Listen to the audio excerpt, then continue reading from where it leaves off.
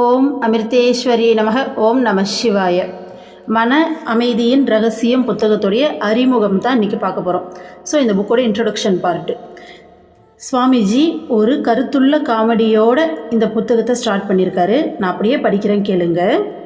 வானொலியில் ஒருவர் நீங்கள் ஆரம்பித்து முடிக்காமல் விட்டு வைத்திருக்கும் செயல் அனைத்தையும் செய்து முடிப்பதுதான் மன அமைதிக்கான வழியாகும் என்று பேசியதை ஓர் அன்பர் கேட்டார். அவர் அதன் நேரடி பொருளை எடுத்துக்கொண்டார். தான் ஆரம்பித்து முடிக்காமல் விட்டு வைத்திருப்பவை எவை என்று பார்த்தார். ஒரு பாட்டிலில் இருந்த ஷாம்பைன் மதுவையும் 6 பாட்டில் பீரையும் பருகினார். ஒரு பாக்கெட் சாக்லேட் பிஸ்கட்டுகளை சாப்பிட்டார்.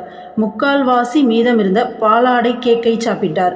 ஒரு பெட்டி நிறைய இருந்த சுவையான சாக்லேட்டுகளை சாப்பிட்டார். தான் ஒரு புதிய அறிவுரையை பெற்றுவிட்டதாக எண்ணி தனது நண்பர்களை தொலைபேசியில் அழைத்து இப்புதிய கருத்தை அவர்களுக்கு கூற முடிவு செய்தார். எழுந்து தொலைபேசி இருக்கும் இடத்தை நோக்கி நடக்கவே மயங்கி கீழே விழுந்தார். அவருக்கு நினைவு திரும்பிய போது மருத்துவமனையில் அவசர சிகிச்சை பிரிவில் உள்ள பிரகாசமான விளக்குகள் அவரது கண்களை கூசச் செய்தன. இவரை போல நமது மன அமைதி தேடலில் தகாத துவக்கமோ தவறான போக்கோ ஏற்பட்டிருக்கலாம். நாம் உண்மையில் மன அமைதியை வேண்டினால் அதை பெற்றவர்களின் வாழ்வையும் உபதேசங்களையும் கவனமாக படித்து அதன்படி வாழ வேண்டும். சத்குருமார்கள் வாழும் அதே உலகில்தான் நாமும் வாழ்கிறோம். அவர்களுக்கு ஏற்படுவது போலவே நமக்கும் சிரமங்கள் ஏற்படுகின்றன. ஆயினும் அவர்கள் அமைதியாகவும் மன நிறைவுடனும் இருக்கிறார்கள். நாமோ அமைதியை இழந்தும் மனக்குறையாலும் தவிக்கிறோம். சாதனைகள் பல புரிந்துள்ள ஒரு விஞ்ஞானி அம்மாவை தரிசிக்க வந்தார். ஃபஸ்ட்டு இதை முடிச்சிடலாம். ஃபஸ்ட்டு மன அமைதியை நம்ம தேடுறோன்னு சொல்லிட்டு நம்ம தவறான விதத்தில் அதை அனுபவிச்சிட்ருக்கோம். இப்போ உதாரணத்துக்கு ரொம்ப ஸ்ட்ரெஸ்ஸாக இருக்குது, ஒரு மூவி பார்த்தா என் ஸ்ட்ரெஸ் போய்டும் நம்ம நினைக்கிறோமா? ஸோ வெளியில் போயிட்டு வந்தால் நமக்கு மைண்டு பார்த்திங்கன்னா ப்ரெஷர் கொஞ்சம் நல்லா ஃப்ரீயாக இருக்கும்னு சொல்லி நினைக்கிறோமா? ஸோ ஜென்ஸ் ஒரு சிலர்லாம் ட்ரிங்க் பண்ணால் தன்னுடைய ஸ்ட்ரெஸ் எல்லாம் போயிட்டு நம்ம மன அமைதியாக இருக்கலாம் அப்படின்னு சொல்லி நினைக்கிறாங்களா? இவ்வளோ ஏன் ஈவன் குழந்தைங்க கூட கொஞ்சம் போர் அடிக்குது, ஒரு மாதிரி கடுப்பாக இருந்தால் உடனே மொபைல் கேட்டு அடம் பண்ணுதுங்க கார்ட்டூன் பார்க்கணுன்னு சொல்லிட்டு. இது எல்லாமே எதுக்காக நம்ம செய்கிறோன்னா, இதை செஞ்சால் நம்ம மனசுக்கு இது ஒரு திருப்தி கிடைக்குதுன்னு நம்ம நினைக்கிறோம். ஒரு வீடு வாங்குறதா இருக்கட்டும், ஒரு கார் வாங்குறதா இருக்கட்டும், ஒரு ட்ரெஸ்ஸு வாங்குறதா இருக்கட்டும், இல்லை வெளியில் போய்ட்டு நம்ம ஒரு வேளை சாப்பாடு சாப்பிட்றதா இருக்கட்டும், என்ன சொல்கிறது, ரொம்ப கடுப்பாக இருக்குது, ஹோட்டலில் போயிட்டு நமக்கு நல்லா பிடிச்ச ஐட்டத்தை சாப்பிட்டுட்டு வரலான்ற மாதிரிலாம் நம்ம ஒரு சில டைமில் கிளம்புவோம் இல்லையா? ஸோ இது எல்லாமே மன அமைதியை நாம் தேடுற தவறான வழிகள். ஓகேங்களா? அதுக்காக தான் இவர் ஒரு காமெடி சொல்லியிருக்காரு. ஸோ ரேடியோவில் நீங்கள் ஆரம்பித்து முடிக்காமல் இருக்க எல்லா விஷயத்தையும் முடிக்கிறது தான் மன அமைதிக்கான ஒரே வழி அப்படின்னு சொல்லியிருக்காங்க. அவர் அதோடைய டைரக்டான மீனிங் எடுத்துக்கிட்டு வீட்டில் முடிக்காமல் வச்சுருந்த இந்த ஷாம்பைன் அப்படிங்கிற ட்ரிங்க்கு, 6 பாட்டில் பீரு, பிஸ்கட்டு, சாக்லேட்டு, கேக்குன்னு சொல்லி எல்லாத்தையும் சாப்பிட்டு போயிட்டு ஐசியூவில் அட்மிட் ஆகிட்டாராமா. ஏன்னா மன அமைதி தேடுறேன்னு சொல்லிட்டு அவர் ஒரு தப்பான புரிதலில் நடந்துக்கிட்டார் இல்லையா? அந்த மாதிரி நாமளும் பல்வேறு விதமான தவறான ஒரு புரிதலில் தான் இருக்கும். ஏன்னா இப்போ அவர் சொல்கிறத கேட்கும்போது எவ்வளோ பெரிய முட்டாள்தனம்னு சொல்லி நமக்கு ஒரு சிரிப்பு வருது இல்லையா? முடிக்காமல் இருக்குன்னா 6 பாட்டில் பீரை போயிட்டு முடிச்சிருக்காருன்றது நமக்கு ஒரு சிரிப்பு வருது இல்லையா கேட்கும்போதே? ஆக்சுவலி நம்ம எல்லாரும் இதை தான் செஞ்சிட்ருக்கோம். நம்ம கண்ணுக்கு அவர் செய்கிறது தவறாக தெரியுது, நல்லா புரியுது, ஒரு சிரிப்பு வருது, என்ன இது இவ்வளோ முட்டாள்தனமாக செய்கிறாங்களேன்னு. இதே தான் ஒரு சத்குருமார்களுடைய கண்ணில் நம்மளுடைய செயல்கள் இருக்கும். நம்ம செய்கிற எல்லாமே முட்டாள்தனமான செயல்கள்னு அவங்களுக்கு தெளிவாக தெரியும். ஏன்னா நமக்கு வெளியில் இருக்க எதுலேயுமே மன அமைதி கிடைக்காது. அது எல்லாமே தற்காலிகமானது. கிடைச்சாலும் ஒரு புது ட்ரெஸ் வாங்குகிறோன்னா ஒரு டைம் போடும்போது அந்த சந்தோஷம் கிடைக்கும். அதிகபட்சமாக 2வது டைம் போடும்போது கிடைக்கும். 3rd டைம் அது நமக்கு பழைய ட்ரெஸ் ஆகிடும். சரி, ஓகே, அப்படியே வாங்கி போட்டோமே அதோட அந்த ஆசை தீர்ந்ததான்னு கேட்டால் தீரவே தீராது. திரும்பவும் வேறு ஒரு புது ட்ரெஸ் வேணும்னு சொல்லி கேட்கும். அப்படிலாம் இன்னும் வேறேன்னு சொல்லிட்டு அந்த ஆசை அடுத்தடுத்த விஷயத்துக்கு தாவிக்கிட்டே இருக்கும். ஆக்சுவலி நம்ம அதை எதுக்கு வாங்கணும்? மனசு திருப்திக்காக வாங்கணும். தேவைக்கு வாங்குறத விட்டுருங்க. தேவையை தாண்டி நம்ம வாங்குறத சொல்கிறேன். பிடிச்சிருக்குன்னு சொல்லி வாங்குவோம் இல்லையா? அப்போ மனசு திருப்திக்காக வாங்குகிறோம். ஆனால் அந்த மன திருப்தி நமக்கு நிரந்தரமாக கிடைச்சதா அப்படின்னு சொல்லிட்டு நம்ம எப்போவுமே யோசிக்கிறதே இல்லை. அப்படி நம்ம யோசிக்க ஆரம்பிச்சிட்டோம்னா உண்மையான திருப்தி எதில் கிடைக்கும், அந்த நிரந்தரமான திருப்தி எதில் கிடைக்கும்னு சொல்லி நாம் தேட ஆரம்பிப்போம். ஓகேங்களா? அதுக்கு தான் இவர் என்ன சொல்கிறார் அப்படின்னா, உண்மையான மன அமைதி உங்களுக்கு வேணும் அப்படின்னா அதை ஆல்ரெடி தன்னுடைய வாழ்க்கையில் யார் ஒருத்தர் அந்த மன அமைதியை பெற்று வாழ்ந்துட்டுருக்காரோ அவருடைய வாழ்க்கையும் உபதேசத்தையும் நம்ம கவனமாக படிக்கிறதன் மூலமாக நமக்கு அது கிடைக்கும். எப்படி அதை பெறலாம்னு சொல்லி நாம் கெட் பண்ணிக்கலாம், அங்கேருந்து நம்ம கேதர் பண்ணிக்கலாம் அப்படின்னு சொல்கிறாரு. ஸோ அப்படி வாழ்கிறவங்க தான் பார்த்திங்கன்னா சத்குருமார்கள். நம்ம வாழ்கிற இதே உலகத்தில் தான் அவங்களும் வாழ்கிறாங்க. நமக்கு வரக்கூடிய எல்லா பிரச்சனைகளும் அவங்களுக்கும் வருது. ஆனால் ஒரு பிரச்சனை வரும்போது நம்ம ஸ்ட்ரெஸ் ஆகி டென்ஷன் ஆகி பதற்றமாகி ஒரு மாதிரி ஆயிடுறோம். ஆனால் அவங்க தன்னோட அமைதி நிலையிலேருந்து கொஞ்சமும் நகராமல் அதே அமைதியில் சுற்றி என்ன நடந்தாலும் எவ்வளோ பெரிய பிரச்சனை நடந்தாலும் எதுக்குமே அவங்க பார்த்திங்கன்னா டென்ஷன் ஆகிறதே கிடையாது. எல்லாமே இறைவனோட விருப்பப்படி நடக்குதுன்னு சொல்லிட்டு அவ்வளோ ஒரு அமைதியான அந்த நார்மல் அமைதி கூட கிடையாது, அந்த பேர் அமைதியிலே அவங்க நிலைச்சி இருக்காங்க, அந்த பிரம்ம நிலையிலே இருக்காங்க இல்லையா. ஸோ நாம் வாழ்கிற இதே உலகத்தில் நம்மளை மாதிரியே உடலில் அவங்களும் வாழ்கிறாங்க, அவங்க அந்த அமைதியிலே இருக்காங்க. அப்போ உனக்கு மன அமைதி வேணும்னா நீ வெளியில் இருக்க இந்த விஷயங்களை இந்த மாதிரி தவறான புரிதலில் போய் தேடினா கடைசி வரைக்கும் உனக்கு கிடைக்கவே கிடைக்காது. உன் மனசு அடுத்தடுத்த பொருள் நோக்கி மூவ் ஆகிட்டே இருக்கும், நீ அது பின்னாடி ஓடிக்கிட்டே இருப்ப. கிடைக்கும்போது கொஞ்சம் நேரம் அமைதியாக இருக்கும், திரும்ப அடுத்ததுக்கு போயிடும், திரும்பவும் தேடுவேன். அப்போ இது பார்த்திங்கன்னா ஒரு முடிவே இல்லாமல் போயிட்டுருக்கும். உண்மையான மன அமைதி வேணும் அப்படின்னா ஆல்ரெடி அதை மன அமைதி பெற்று ரொம்ப அந்த நிசப்தத்தில் வாழ்ந்துட்டுருக்க சத்குருமார்களை நீ கடைப்பிடிச்சி அவங்களுடைய உபதேசங்களை கேட்டால் தான் உனக்கு அந்த அமைதி கிடைக்கும். ஏன்னா நம்மளை மாதிரி நம்ம கூடவே வாழ்ந்து அந்த அமைதியிலே வாழ்ந்து காமிக்கிறாங்க. அப்போ அவங்கள ஃபாலோ பண்ண உங்களுக்கு அந்த அமைதி கிடைக்கும்னு சொல்கிறாரு. அடுத்து படிக்கலாம். சாதனைகள் பல புரிந்துள்ள ஒரு விஞ்ஞானி அம்மாவை தரிசிக்க வந்தார். அவரது குடும்ப நலன் பற்றி அம்மா விசாரித்த போது விஞ்ஞானி கண் கலங்கினார். விரும்பிய கல்லூரியில் அவரது மகனுக்கு இடம் கிடைக்கவில்லை. இதனால் மகனின் எதிர்காலத்தை குறித்து கவலைப்படும் அவரால் இரவில் நிம்மதியாக உறங்க முடியவில்லை. சிறந்த விஞ்ஞானியாக இருந்த போதிலும் வாழ்வில் ஏற்பட்ட ஏமாற்றத்தை மன உறுதியுடன் ஏற்றுக்கொள்ளும் திறமை அவருக்கு இல்லை. இப்போது அம்மா கிட்ட தர்ஷனுக்கு வந்த ஒரு சயின்டிஸ்ட்டை பற்றி பேசுகிறாங்க. என்ன சொல்கிறாங்கன்னா, அவர் சயின்டிஸ்ட் ஆகிறதுக்கு முன்னாடி என்ன யோசிச்சிருப்பார், என்னுடைய வாழ்க்கை லட்சியம் ஒரு மிகச்சிறந்த சயின்டிஸ்ட் ஆகிறது, நான் இதை கண்டுபிடிக்கணும். ஸோ மிகச்சிறந்த சயின்டிஸ்டாக தான் என்னோடய லட்சியம், அது கிடைச்சிட்டா என்னுடைய வாழ்க்கை லட்சியம் நிறைவேறியது, என் கோல் அச்சீவ் பண்ணிட்டேன். ஸோ அதுதான் நான் ரீச் ஆக வேண்டிய பாயிண்ட்டுன்னு நினச்சாரு. அப்போது அது கிடைச்சா அவருக்கு மன அமைதி கிடைச்சிருக்கணும்ல. ஆனால் அவருக்கு மன அமைதி கிடைக்கல. அவர் நினச்ச மாதிரி ஒரு மிகச்சிறந்த சயின்டிஸ்ட் ஆகிட்டார் அவர். ஆனாலும் அம்மா கிட்ட தர்ஷனுக்கு வரும்போது அம்மா அவங்க ஃபேமிலியை பற்றி விசாரிக்கிறாங்க. கேட்கும்போதே கண்ணு கலங்குறாரு. கலங்கிட்டு என்ன விஷயம்னு கேட்டால், அவங்க பையனுக்கு அவருக்கு எந்த காலேஜில் சீட்டு கிடைக்கணும்னு நினச்சாரோ அவர் விருப்பப்பட்ட காலேஜில் சீட்டு கிடைக்கலையாமா. அப்போது பையனோட ஃப்யூச்சர் என்னாகும் அப்படிங்கிற பயத்தில் நைட்டில் அவரால் நிம்மதியாக தூங்க முடியலையா. ஓகேங்களா? அவர் மிகச்சிறந்த சயின்டிஸ்ட்டுங்கிறது சாதாரண விஷயம் கிடையாது. ஏன்னா எல்லாராலையும் அதை அச்சீவ் பண்ண முடியாது. உண்மையான அந்த திறமையும் புத்தி கூர்மையும் இருக்கவங்களால தான் சயின்டிஸ்ட் ஆக முடியும். அவ்வளோ பெரிய சயின்டிஸ்டாக இருந்தாலும் அவரால் தான் வாழ்க்கையில் ஏற்பட்ட ஒரு ஏமாற்றத்தை தாங்கிக்கிற மன உறுதி இல்லை. அதனால் அவருக்கு அந்த மன அமைதி இல்லை. ஓகேங்களா? இந்த இடத்துல அப்படியே நம்மளை வச்சு பார்க்கலாமா? நம்ம லைஃப்பில் இது நடந்தால் உண்மையாக நாம் இதுக்கு வருத்தப்பட மாட்டோம் இல்லையா? அம்மாவுடைய விருப்பப்படி நடக்குது. அம்மா எது கொடுத்தாலும் எனக்கு பெஸ்ட்டாக தான் கொடுப்பா. மேபி எனக்கு அது இப்போ புரியாமல் இருக்கலாம், ஆனால் ஃப்யூச்சரில் புரியும். எனக்கு ஒன்றுமே தெரியாது, என்னை படைச்சவ என் அம்மா, அவளுக்கு எல்லாமே தெரியும். அப்போது என் பசங்க எந்த காலேஜில் படிக்கணும், அவங்க என்னவா ஆகணுன்றது அம்மாவோட பிளானு. ஓகேங்களா? அதனால் என்னோட விருப்பம் வேண்டாமா, உன்னோட விருப்பம் என்னமோ அது நிறைவேறட்டும். ஏன்னா அது ஒரு ஆத்மா இந்த பூமிக்கு வந்திருக்கு, அது உன்னோட குழந்தை. அந்த ஆத்மா எதுக்காக வந்திருக்கு, அதை நீ என்ன வாக்கணும்னு சொல்லிட்டு நீ என்ன பிளான் பண்ணி வச்சுருக்க. ஏன்னா அந்த குழந்தைய இந்த பிறவியில் தான் நான் பெற்றிருக்கேன். இதுக்கு முன்னாடி பல கோடி பிறவிகளையும் நீ கூட இருந்திருக்க. அது உன்னோட குழந்தை இல்லையா? ஒரு 20 வருஷம் வளர்த்ததால் பார்த்திங்கன்னா அது மேலே நான் அதிகமான அக்கறை இருக்குன்னு சொல்லிட்டு நான் சொல்ல முடியாது இல்லையா? ஸோ இத்தனை பிறவிகளாக அதை பார்த்துக்கிட்டு டேக் கேர் பண்ணிட்டு வர உனக்கு தான் அது மேலே உண்மையான அக்கறை இருக்கும்.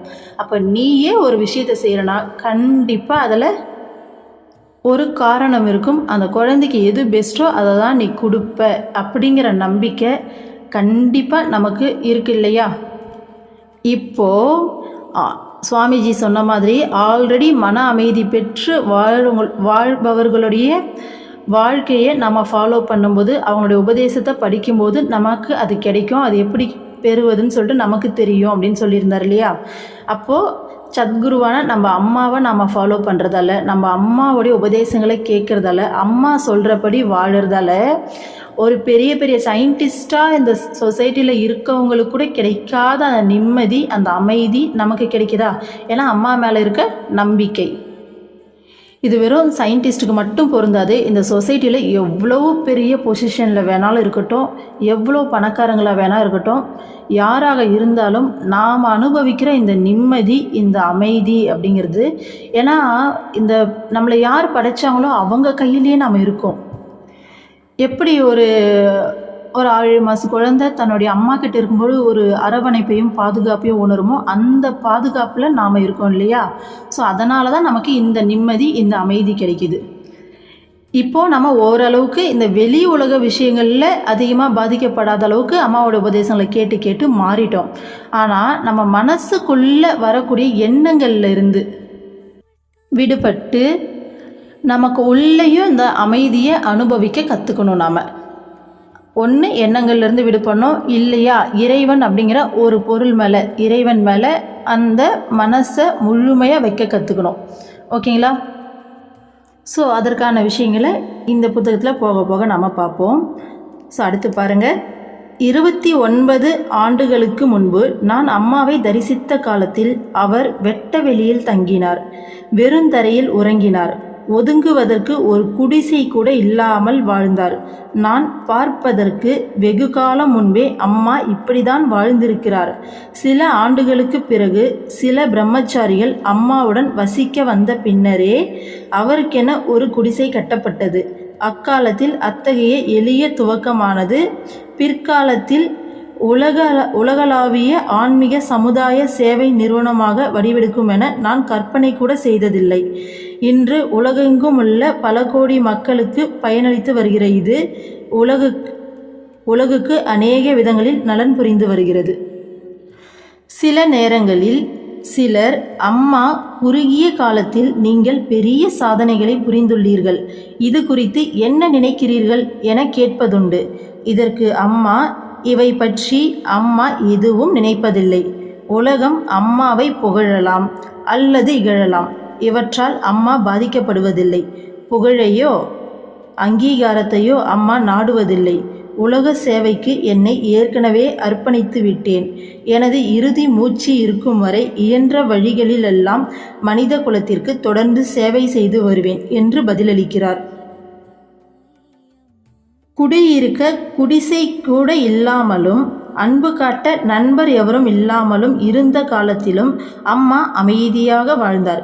இன்று சிறந்த ஆன்மீக தலைவி எனவும் மனிதநேயம் மிக்கவர் எனவும் உலகமே போற்றி புகழ்ந்து அங்கீகாரம் அளிக்கும் போதிலும் அதே அமைதி நிலையில் வாழ்கிறார். எந்த சூழ்நிலையாலும் பாதிக்கப்படாமல் மனம் சமநிலையில் இருக்கும் திறமையே உண்மையான ஆன்மீக முதிர்ச்சியாகும் என அம்மா கூறுவார். நமது உண்மை இயல்பாகவும் வீடாகவும் திகழும் மன அமைதியை ஒருபோதும் இழந்துவிடக்கூடாது. கரையில் விழுந்து துடித்துடிக்கும் மீன் தனக்கு மிக அருகில் நீர் இருப்பது தெரியாத காரணத்தால் துன்பப்படுகிறது. இதற்கு நிகராக அமைதிக்கும் மன நிறைவுக்கும் மூலாதாரம் நமக்குள்ளேயே இருக்கிறது என்பதை புரிந்து கொள்ளாமல் இருக்கும் வரை நாம் துன்பப்பட நேரிடும். ஸோ இந்த புக்கு 2008 பப்ளிஷ் பண்ணியிருக்காரு. அப்போவே 29 வருஷத்துக்கு முன்னாடின்னு சொல்கிறாரு. அப்போது அம்மா நேற்று அவருடைய வாழ்க்கையை பற்றி பார்த்தோம் இல்லையா, 78 தான் அவர் ஃபஸ்ட்டு பார்த்தார் இல்லையா. ஸோ அந்த டைமிங்கில் சொல்கிறாரு, 78 80s அம்மாவுக்கு தங்கிறதுக்கு கூட இடம் கிடையாது, வெட்ட வெளியில் தான் தங்கியிருக்காங்க. ஸோ அப்போ கிடையாது, அவர் வந்து பார்க்குறதுக்கு முன்னாடியிலேருந்தே அம்மா ரொம்ப நாளாக அம்மா வெட்ட வெளியில் தான் தங்கியிருந்திருக்காங்க. தங்கிறதுக்கு ஒரு குடிசை கூட கிடையாது. அம்மாவை பார்க்க அம்மா கூடவே வந்து தங்கிறதுக்கு சில பிரம்மச்சாரிகள் வந்து சேர்ந்த பிறகு தான் ஒரே ஒரு குடிசை கட்டுறாங்க. அம்மாவுடைய வாழ்வு மாக்கம் புக்கில் இருக்கும். அந்த குடிசை கூட பார்த்திங்கன்னா 6க்கு 9 நம்ம சொல்லியிருப்பாங்க. ரொம்ப சின்ன குடிசை. அம்மா கூட ஒரு 5-6 பிரம்மச்சாரிங்க இருக்காங்கன்னா அவங்க கூட அதில் படுத்துலாம் தூங்க முடியாது. அந்த அளவுக்கான சின்ன இடத்த தான் அம்மாவுக்கு கொடுத்தாங்க. அப்பயும் அம்மா வந்து பார்த்திங்கன்னா மேக்ஸிமம் வெளியில் தான், அந்த தென்னை மரத்தடியில் மணலில் அருள்மொழிகள்லாம் பார்ப்போம் இல்லையா, ஸோ அந்த மாதிரி தான் படுத்து தூங்கியிருக்காங்க. அந்த டைமிங்கில் அம்மா கூட இருந்தவங்க தான் இவங்க எல்லாருமே. ஸோ வெட்ட வெளியில் தான் அவங்க தங்கியே இருந்திருக்காங்க. தங்கிறதுக்கு ஒரு இடம் கூட கிடையாது. ஸோ அப்படியாப்பட்ட இடம் இன்றைக்கி இவ்வளோ பெரிய ஆசிரமமாக மாறும்னு சொல்லிட்டு, இந்த உலகத்துக்கே நன்மை பயக்கிற விதத்தில் இவ்வளோ பெரிய ஆசிரமமாக மாறும்னு சொல்லி நான் எதிர்பார்க்கவே இல்லை அப்படின்னு சொல்லி சொல்கிறாரு. அப்போது இவ்வளோ குறுகிய காலத்தில் இவ்வளோ பெரிய சாதனை பண்ணியிருக்கீங்களேம்மா, இதை பற்றி நீங்கள் என்ன நினைக்கிறீங்கன்னு சொல்லிட்டு அம்மா கிட்டே கேட்கும்போது, ஸோ மன அமைதிக்கான ரகசியம் என்ன அப்படிங்கிறத ஒரே பேரால் முடிச்சிட்டாங்க. இதுக்கு மேலே இந்த புக்கில் எவ்வளோ விஷயம் சொன்னாலும் நமக்கு விதவிதமாக சொல்லி நம்ம மைண்டுக்கு புரிய வைக்க நாம் ட்ரை பண்ணுவோம். பல உதாரணங்கள், பல சம்பவங்கள்லாம் பார்க்கும்போது நம்ம மைண்டு கொஞ்சம் கொஞ்சமாக அக்சஸ் ஆகி கொஞ்சம் கொஞ்சமாக மாறும். ஆனால் மன அமைதிக்கான ரகசியம் என்ன அப்படிங்கிறத இந்த ஒரு பேராலே சொல்லி முடிச்சிட்டாங்க. அம்மாவோட வாழ்க்கையை அவ்வளோ சூப்பராக எடுத்து காட்டியிருக்காரு. அம்மா கிட்டே இவ்வளோ குறுகிய காலத்தில் இவ்வளோ பெரிய சாதனை பண்ணியிருக்கீங்களே, இதை பற்றி நீங்கள் என்னம்மா நினைக்கிறீங்கன்னு கேட்கும்போது, இதை பற்றி நினைக்கிறதுக்கு அம்மாவுக்கு எதுவும் இல்லை. ஒரே வார்த்தை, ஒரே சென்டென்ஸில் அம்மா அந்த மன அமைதிக்கான ரகசியத்தை அம்மா சொல்லிட்டாங்க. ஸோ அம்மாவை எவ்வளோ புகழ்ந்தாலும் சரி, எவ்வளோ இகழ்ந்தாலும் சரி, என்ன அது பாதிக்கிறதில்ல. ஏன்னா அம்மா சுதாமணியாக இருக்கும்போது பாவ தர்ஷனம் முடிச்சுட்டு அவங்களுடைய அப்பா சுகுணானந்தர் ஹாஸ்பிட்டலில் கொல்லத்தில் அட்மிட் ஆகியிருந்தாராம் கொஞ்ச நாள். அப்போது அம்மா அவங்களுக்கு சாப்பாடு கொடுக்க பஸ் ஸ்டாண்டுக்கு, இங்கே அம்மா வந்துட்டு வள்ளிக்கால பஸ் ஸ்டாண்டுக்கு நடந்து போயிட்டு பஸ் ஏறி அங்கேருந்து கொல்லத்துக்கு போனோம். போகிற வழியில் அம்மாவை கிருஷ்ணா கிருஷ்ணான்னு சொல்லிட்டு ரொம்ப நக்கல் அடிக்கிறது, கிண்டல் பண்ணுறது எல்லாமே நடந்திருக்கு. ஆனால் அப்பயும் அம்மாக்கிட்ட கேட்குறாங்க, எப்படிம்மா அதெல்லாம் பொறுத்துக்கிட்டீங்க அப்படின்னு சொல்லி கேட்கும்போது, அவங்க மேலே எப்படி கோவப்படுறது, ஏன்னா அவங்க அவ்வளோ பெரிய அறியாமையில் இருக்காங்க, தெரிஞ்சு பண்ணல, நம்மளோட நிலையை அவங்களால புரிஞ்சிக்க கூட முடியாது, அந்த அளவுக்கு அறியாமையில் இருக்காங்க. அவங்க மேலே போயிட்டு எப்படி நம்ம கோவப்பட முடியும்? இந்த மாதிரியான சூழ்நிலைகள் நம்ம வாழ்க்கையில் நடக்கும்போது நம்மளே ஒருத்தர் துன்புறுத்தினாலும், ஜீசஸ் சொன்னாரே, இவங்க எல்லாரும் அறியாமையில் செய்கிறாங்க, இவங்கள மன்னிங்கன்னு சொல்லிட்டு, அதே வார்த்தையை அம்மா சொல்லியிருக்காங்க. அறியாமையில் செய்கிறாங்க, அப்போ இறைவா இவங்களுக்கு நல்ல புத்தி கொடு, நல்ல வழியை காட்டு, இவங்களை கெயிட் பண்ணுன்னு சொல்லி நம்ம பிரார்த்தனை பண்ணணுமே தவிர அந்த இடத்துல கோவப்படக்கூடாதுன்னு அம்மா சொல்கிறாங்க. இவ்வளோதான். இந்த விஷயங்களை நம்ம மைண்டை அக்சஸ் பண்ணிக்கிட்டாலே மன அமைதி வந்துடும். யார் நம்மளை திட்டினாலும் நமக்கு கோபம் வராது. அவங்க அறியாமையில் பண்ணுறாங்க, அவங்களால புரிஞ்சிக்க முடியல, அவங்க ஆங்கிள்லேருந்து அவங்க யோசித்து பார்க்கும்போது நமக்கு புரியும். அப்போ இதனால தான் அவங்க கோவப்படுறாங்க, அப்போ அவங்களுக்கு தெரியல, அவங்களுக்கு புரியல, அதனால் கோவப்படுறாங்க. ஒரு சில இடங்களில் நம்ம மேலேயும் தப்பு இருக்கும். அதுவும் பார்த்திங்கன்னா நம்ம தெளிவாக ஓப்பனாக நம்ம யோசிக்கும் போது நம்ம மேலே இருக்க தப்பு நமக்கு கண்ணாடி மாதிரி தெரியும். அப்போது அந்த உண்மையை அக்செப்ட் பண்ணிக்கிட்டு அதை ஏற்றுக்கிற மனசு வந்துட்டாலே, இங்கே நாம் அவங்க மேலே கோவப்படுறதோ, டென்ஷன் ஆகிறதோ, ரியாக்ட் பண்ணுறதோ, அந்த ரியாக்ஷனால் வரக்கூடிய விளைவை நம்ம வந்துட்டு ஃபேஸ் பண்ணுறதோ எதுவுமே இருக்காது. எல்லாமே இந்த இடத்துலையே முடிஞ்சு போகுது. இந்த மன அமைதி, இந்த மன தெளிவு மட்டும்தான் தேவை. அதுதான் அம்மா என்ன சொல்கிறாங்கன்னா, நீங்கள் யார் புகழ்ந்தாலும் சரி, யார் இகழ்ந்தாலும் சரி, அது அம்மாவை பாதிக்காது. அம்மா புகழையோ அங்கீகாரத்தையோ நாடி, எனக்கு புகழ் வேணும், எனக்கு ஒரு அங்கீகாரம் வேணும்னு சொல்லி அம்மா இந்த சேவை எதையுமே செய்யலை. அம்மா எப்பயோ என்னோடய வாழ்க்கை முழுசையும் என்னை முழுமையாக சேவைக்கு அர்ப்பணிச்சிட்டேன். என்னோட இறுதி மூச்சு இருக்கிற வரைக்கும் என்னால் இயன்ற வழியிலெல்லாம் அம்மா சேவை செஞ்சு வருவேன்னு சொல்கிறாங்க. அம்மாவுடைய இந்த சேவை மனப்பான்மை எந்த ஒரு எதிர்பார்ப்புமே இல்லாதது இல்லையா? அம்மா லாஸ்ட் டியூஸ்டே வந்த அமிர்த கங்கையில் சொல்லியிருக்காங்க, குரு காரணமற்ற கருணையால் இங்கே பிறவி எடுக்கிறாங்க அப்படின்னு சொல்லிட்டு. அந்த வார்த்தையை நான் யோசித்து பார்த்தேன். காரணமற்ற கருணைன்னு அம்மா சொல்லியிருப்பாங்க. ஏன்னா ஒரு சத்குருவுக்கு நம்ம மேலே கருணை காமிக்கிறதுக்கு எந்த ஒரு காரணமுமே இல்லை. அவங்க பிரம்மத்தில் ஐக்கியத்தில் இருக்காங்க. பிரம்மத்தில் ஐக்கிய நிலை அப்படிங்கிறது அது ஒரு பேரமைதி பேரானந்த நிலை. அங்கே வந்து ரொம்ப ஒரு ஆழ்ந்த ஸ்டேட்டு, அமைதியான ஸ்டேட்டு. அவங்களுக்கு அங்கே எந்த தேவையுமே இருக்காது, அவ்வளோ ஒரு நிம்மதியாக இருக்காங்க.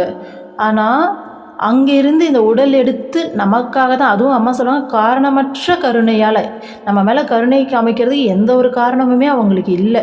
இருந்தாலும் அந்த காரணமற்ற கருணையால் தான் சத்குருமார்கள் இங்கே வந்து நம்மளை வழி நடத்துகிறாங்கன்னு சொல்கிறாங்க.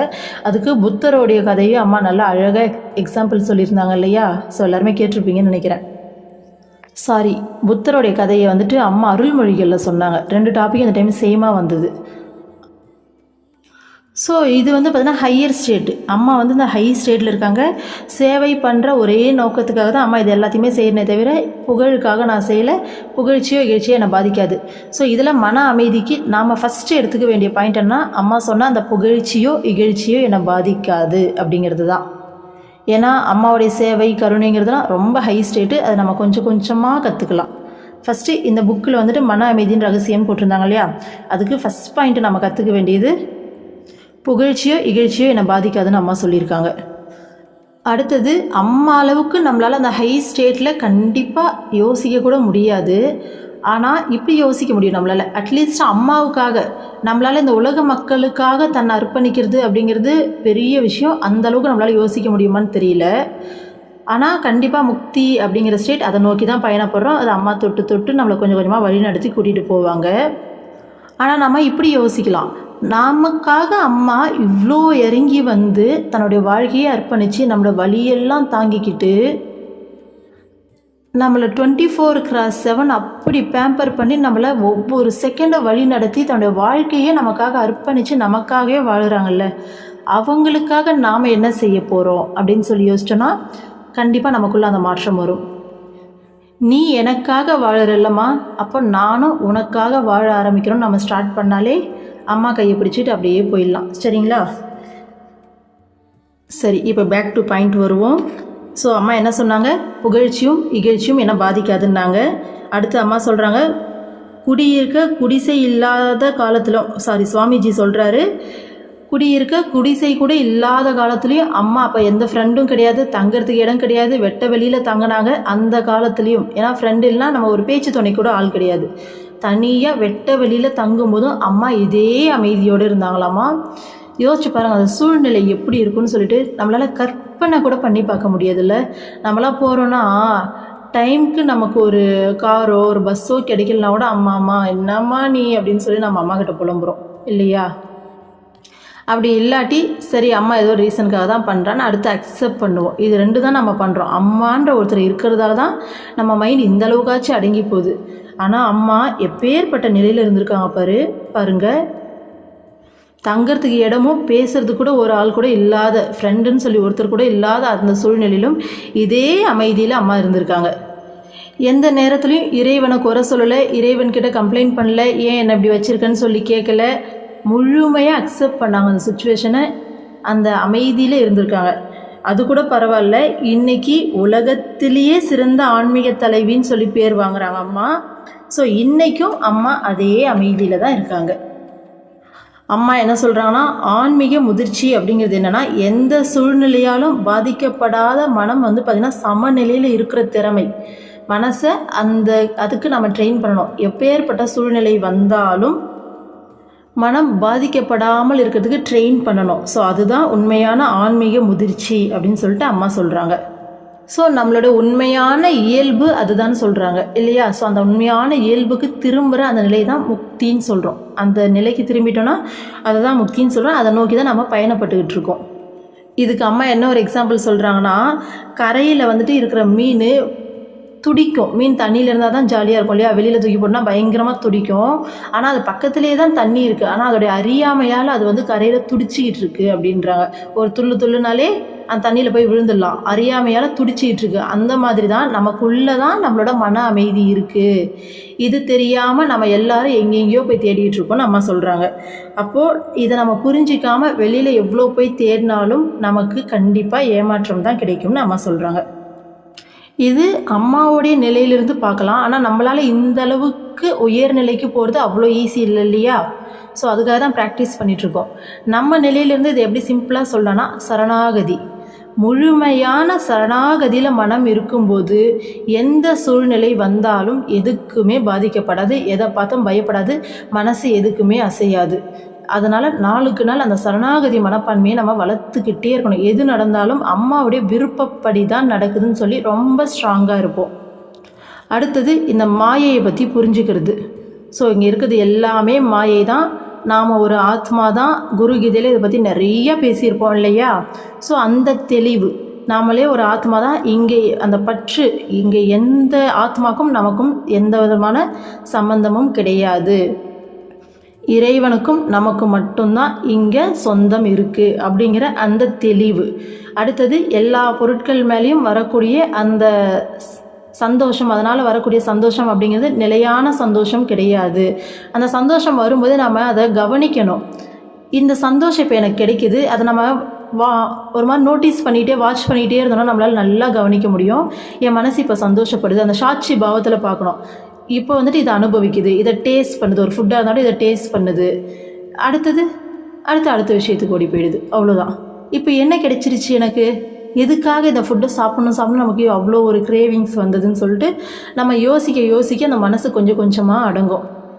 ஸோ அம்மாக்கிட்ட முழுமையான சரணாகதியில் இருந்துக்கிட்டு இந்த ஒரு புரிதல்களோடு பயணப்படும் போது, அம்மா கையை பிடிச்சி நடக்கும்போது நம்ம மனசு தானாகவே அடங்க ஆரம்பிக்கும். ஒருவேளை நம்ம மனசு வந்துட்டு அடங்காமல், இப்போ ஃபுட்டை பற்றி சொன்னோம் இல்லையா, ஒரு ஆசையில் ஒரு ஃபுட்டு போய் சாப்பிட்டாலும் நமக்கு தெரியும் இது உண்மையான சந்தோஷம் கிடையாது, எனக்கு பசிக்குது, இந்த உடலுக்கு பசிக்குது, அந்த டேஸ்ட்டை என் மைண்டை வந்துட்டு டேஸ்ட் பண்ணணும்னு சொல்லிட்டு நினைக்குது, ஆசைப்படுது, அதனால தான் நான் இதை டேஸ்ட் பண்ணுறேன், மற்றபடி இது உண்மையான சந்தோஷம் கிடையாதுன்ற அந்த ஒரு கான்ஷியஸ்னஸ்லேயே தான் நாம் அதை சாப்பிடுவோம் இல்லையா? இந்த கான்ஷியஸ்னஸில் சாப்பிட்டு அப்படியே இருக்க கொஞ்சம் நாள் போக போக தானாகவே மைண்ட் வந்துட்டு அடங்க ஆரம்பிக்கும். இதுதான் சாட்சி பாவம். சிம்பிளாக ஒரே சென்டென்ஸில் மன அமைதிக்கான ரகசியம் என்னன்னு கேட்டால் மனசு அடங்குறது. ஸோ மனம் எத்தனை விதத்தில் வெளியில் போய் அலைஞ்சிட்ருக்கு அப்படிங்கிறத முதல்ல நமக்கு தெரியணும், நம்ம கவனிக்கணும். ஏன்னா எப்படியெல்லாம் வெளியே போகுதுன்னா அந்த ஒரு விழிப்புணர்வே இல்லாமல் மனசு வந்து இஷ்டத்துக்கும் ஆட்டம் போட்டுட்ருக்கு நமக்குள்ளே. ஃபஸ்ட்டு அந்த விழிப்புணர்வுக்கு வரணும். ஃபஸ்ட்டு நம்ம நோட்டீஸ் பண்ணோம், ஆமாம் நம்ம மனசு இத்தனை விதத்தில் வெளியில் போகுது, ஸோ இது தவறு, இது எல்லாமே தற்காலிக சந்தோஷம்தான் அப்படிங்கிற மாதிரி முதல்ல அந்த விழிப்புணர்வுக்கு வரணும். ஓகேங்களா? அடுத்தது கொஞ்சம் கொஞ்சமாக நம்ம குறைக்க ஆரம்பிப்போம். நம்மள எத்தனையோ பேர் இப்போ வந்து சேவை பண்ண ஆரம்பிச்சிருக்கோம் இல்லையா? அம்மா வந்து நிறைய சேவை பண்ண வைக்கிறாங்க. நம்மளோடைய தேவையில்லாத அந்த செலவுகளெல்லாம் குறைச்சி சேவை பண்ண ஆரம்பிச்சிருக்கோம் இல்லையா? இது எல்லாமே அந்த விழிப்புணர்வால் தானே வருது. நம்ம வீண் செலவு பண்ணுறோம், இதனால் நமக்கு என்ன கிடைச்சிருது? வாங்கி ஒரு நாள் அனுபவிக்கிறோமா? ஸோ எவ்வளோ வேஸ்ட் பண்ணுறோம்ல. இதே மற்றவங்களுக்கு போனால் இது உண்மையாலுமே அவங்களுக்கு எவ்வளோ தேவைப்படும். ஸோ தேவைப்படுறவங்களுக்கு இது போய் சேரட்டுமே அப்படிங்கிற அந்த விழிப்புணர்வுக்கு வரும். ஸோ அதையும் தாண்டி இது நம்ம அம்மாவுக்கு பிடிக்கும், நம்ம அம்மா இதை சொல்லி கொடுத்துருக்காங்க, அதனால் நம்ம இது அம்மா சொன்னபடி நடக்கணும் அப்படிங்கிற ஒரே காரணத்துக்காக நம்ம எவ்வளோ விஷயங்கள் மாறிக்கிட்டு வரோம் இல்லையா? இந்த மாதிரி நம்ம மைண்டு எங்கெல்லாம் வெளியில் போதோ ஃபஸ்ட்டு அதை கண்டுபிடிக்கணும், முதல்ல கவனிக்கணும். ஓகேங்களா? கவனிக்க ஆரம்பித்தாலே அடுத்து கொஞ்சம் கொஞ்சமாக அடங்க ஆரம்பிக்கும். ஓகேங்களா? ஸோ மன அமைதிக்கான ரகசியம் மனசு அடங்கிறது தான். அது கொஞ்சம் கொஞ்சமாக நமக்குள்ளே இருந்து சாட்சி பாவத்தில் பார்த்து யோசித்து நம்ம வந்து போகும்போது கொஞ்சம் கொஞ்சமாக தானாகவே மனசுக்கு வேறு வழி இல்லை, அது அடங்கி தான் ஆகணும். நாம் இதை கவனிக்க ஆரம்பிச்சிட்டாலே நம்ம மைண்டால் பழைய மாதிரி ஃபுல் ஃப்ளெட்ஜில் அது பாட்டும் வந்து போய் திரிய முடியாது. ஸோ கொஞ்சம் நேரம் போயிட்டு திரிஞ்சாலும் டக்குன்னு நம்ம அந்த கான்ஷியஸ்னஸ் வந்து மாற்றி கொண்டு வருவோம் இல்லையா தாட்ஸை? ஸோ அதுக்கு தான் அம்மா வந்து பார்த்திங்கன்னா ஈஸியாக கடவுள் மேலே கவனத்தை குவி அப்படின்னுவாங்க. ஏன்னா கடவுள் மேலே கவனத்தை குவிச்சிருக்கும்போது அந்த தாட்ஸ் வெளியே போகும்போது டக்குன்னு நம்மளால் ரெக்கக்னைஸ் பண்ண முடியும். ஐயோ என்ன நம்ம தேவையில்லாமல் யோசிச்சிருக்கோம், டக்குன்னு திரும்ப வந்துட்டு கடவுள்கிட்ட கவனத்தை குவிக்க ஆரம்பிச்சிருப்போம். அப்போ நமக்கு தேவையில்லாத தாட்ஸ் உள்ளே வருது 90% குறைஞ்சிரும். மீதி 10% வரும்போது நாம் அதை விசாரிக்க ஆரம்பிச்சிருவோம், இல்லை கடவுள்கிட்டே டிஸ்கஸ் பண்ண ஆரம்பிக்கும் போது தானாகவே அது நல்லாவே குறைய ஆரம்பிச்சிரும். அடுத்து பாருங்கள். ஒருவர் வீட்டின் 2வது மாடி ஜன்னல் வழியாக தவறி கீழே விழுந்து விட்டார். அவரை சுற்றி சிறு கும்பல் கூடியது. அதை கண்டு அங்கே வந்த காவலர் தரையில் கிடந்தவரிடம் என்ன நடந்தது என்று கேட்டார். அவரோ எனக்கு தெரியவில்லை, நான் எப்படியோ இங்கு வந்து விட்டேன் என்றார். என்ன சொல்கிறாங்கன்னா, ஒருத்தர் வீட்டோடைய 2வது மாடிலேருந்து ஜன்னல் வழியாக வந்துட்டு தவறி கீழே விழுந்துட்டாராமா. அவரை சுற்றி ஒரு கூட்டம் கூடுது. அதை பார்த்துட்டு போலீஸ் அங்கே வராங்க. வந்து என்ன நடந்துச்சுன்னு கேட்கும்போது எனக்கே தெரியல, நான் எப்படி இங்கே வந்தேன்னு தெரியலன்னு சொல்கிறாராம். ஆக்சுவலாக நான் விழுந்துட்டேன் அப்படின்னு சொல்ல அவர், நான் எப்படி இங்கே வந்தேன்னு எனக்கே தெரியல அப்படின்ற மாதிரி சொல்கிறாரு. அவங்களுக்கே தெரியாமல் எப்படி அவர் அங்கே வர முடியும் இல்லையா? 2வது மாடியில் நின்றுட்டு இருந்தேன், ஜன்னல் வழியாக கொஞ்சம் எட்டி பார்க்கும்போது தவறி விழுந்துட்டேன் அப்படின்னா அது வந்துட்டு ஒரு அறிவார்ந்த ஒரு பதிலாக இருக்கும். ஏன்னா நார்மலாக தான் இருக்காங்க, அவங்க ட்ரிங்க் பண்ணிலாம் இல்லை. ஏன்னா இப்படி ஒரு பதிலை கேட்கும்போது ஒரு ட்ரிங்க் பண்ணி சுய நினைவு இல்லாமல் இருப்பாரோ அப்படின்ற தாட்டுக்கு தான் நமக்கு போகும். ஆக்சுவலாக நார்மலாக இருக்க ஒரு பர்சன் இப்படி பதில் சொன்னால் அது எப்படி உனக்கு தெரியாமல் நீ இங்கே வர முடியும் அப்படின்னு சொல்லி நமக்கு தோணும் இல்லையா? அதுதான் சொல்கிறாங்க. அவரது மடமையை கண்டு நாம் சிரிக்கலாம், ஆனால் நமது நிலை அவரது நிலையிலிருந்து அதிகம் மாறுபட்டதல்ல. ஸோ இவர் இப்படி சொல்கிறத கேட்டால் நமக்கு மேபி சிரிப்பு வரலாம். அது எப்படியா அவருக்கே தெரியாமல் அவர் அங்கே வர முடியும், உனக்கு தெரியாமல் எப்படியா நீ அங்கே வருவ அப்படின்னு சொல்லிட்டு. ஆனால் நம்மளும் அப்படியே தான் இருக்கும்னு சொல்கிறார் பாருங்கள். இவ்வுலகுக்கு நாம் எப்படி வந்தோம் என்பதையும் எங்கிருந்து வந்தோம் என்பதையும் எங்கே போய் கொண்டிருக்கிறோம் என்பதையும் குறித்து என்ன தெரிந்து வைத்திருக்கிறோம்? நமது அறியாமையை புரிந்து கொள்வது ஞானத்தை பெறுவதற்கான நல்ல வளர்ச்சியாகும். ஏனெனில் இதன் பயனாக சத்குருவின் போதனைகளை கிரகிக்கும் பக்குவத்தை பெறுகிறோம். ஸோ என்ன சொல்கிறாருன்னா, அவர் எப்படி எனக்கு தெரியல இங்கே எப்படி வந்தேன்னு சொல்லிட்டு சொல்கிறாரோ அதே மாதிரி தான் நாமளும் இருக்கோம். ஏன்னா நம்ம எங்கேருந்து வந்தோம், எதுக்காக இங்கே வந்திருக்கோம், திருப்பி எங்கே போக போகிறோம், நம்மளுடைய கோல் என்ன, எல்லாத்தையும் மறந்துட்டு இங்கே வாழ்ந்துட்டுருக்கோம் அப்படின்னு சொல்கிறாரு. அவர் எப்படி இங்கே எப்படி வந்தேன்னு எனக்கு தெரியலன்னு சொல்கிறாரோ அதே தான் நம்மளும் சொல்கிறோம். நம்ம எங்கேருந்து வந்தோம், எதுக்காக வந்தோம், எங்கே போக போகிறோம், நம்ம ஏதாச்சும் தெரிஞ்சு வச்சுருக்கோமா? நமக்கும் எதுவுமே தெரியலையே. அப்போது முதல்ல நமக்கு தெரியல அப்படிங்கிறத நம்ம அக்செப்ட் பண்ணிக்கணும் அப்படின்றாரு. ஏன்னா நீ முதல்ல உனக்கு தெரியலன்னு அக்செப்ட் பண்ணிக்கிட்டாலே அடுத்து சொல்கிறதை ஏற்றுக்கிற மனப்பக்குவத்துக்கு வருவ. ஓகேவா? இதுதான் ஞானத்தை பெறுவதற்கான நல்ல ஒரு வளர்ச்சின்றார். முதல்ல உனக்கு தெரியலன்னு சொல்லி ஒத்துக்கோ, முதல்ல அதை தெரிஞ்சுக்கோ, உனக்கு தெரியலன்றதை தெரிஞ்சுக்கோ அப்படின்றாரு. ஏன்னா இப்படி நம்ம ஆமாம் எனக்கு தெரியல, நான் அறியாமையில் தான் இருக்குன்னு சொல்லி ஒத்துக்கும் போது தான், அக்செப்ட் பண்ணும்போது தான் நாம் சத்குரு சொல்கிற போதனைகளை முதல்ல கேட்போம் இல்லையா?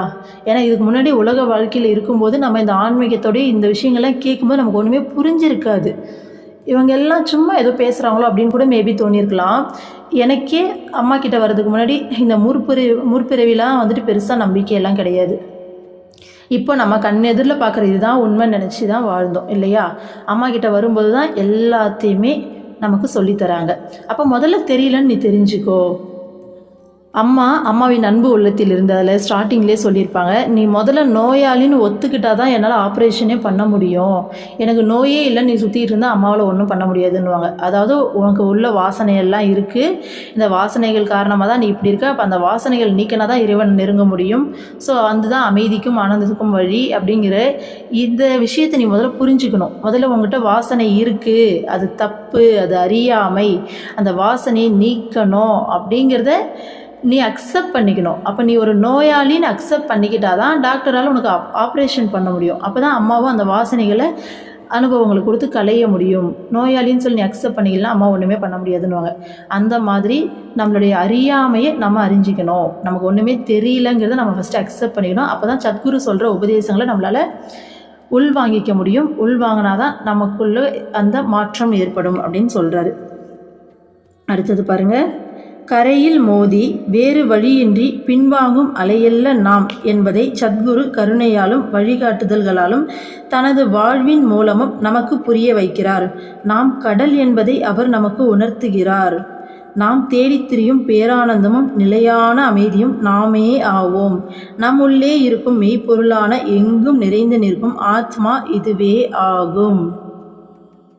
இவ்வளோ அழகாக சொல்கிறாங்க பாருங்கள்.